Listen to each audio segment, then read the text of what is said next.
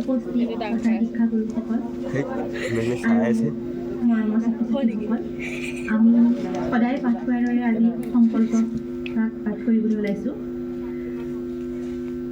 আমি ভাৰতীয় নাগৰিক হিচাপে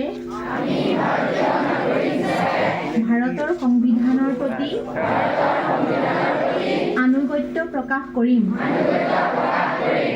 পিতৃ মাতৃ শিক্ষাগুৰু আৰু জ্যেষ্ঠজনৰ প্ৰতি সন্মান প্ৰদৰ্শন কৰিম। জাতি ধৰ্ম বৰ্ণৰ সমন্বয়েৰে শান্তি সম্প্ৰীতি অটুট ৰাখি ভাতৃত্ববোধ গঢ়ি তুলিম।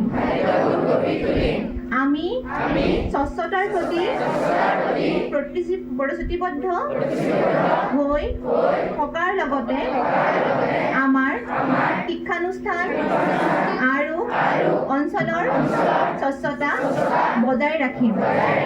আমি বিদ্যালয়ৰ নিয়ম শৃংখলা মানি বিদ্যালয়ত এটা সুস্থ শৈক্ষিক পৰিৱেশ গঠনৰ প্ৰতি দায়বদ্ধ হৈ থাকিম।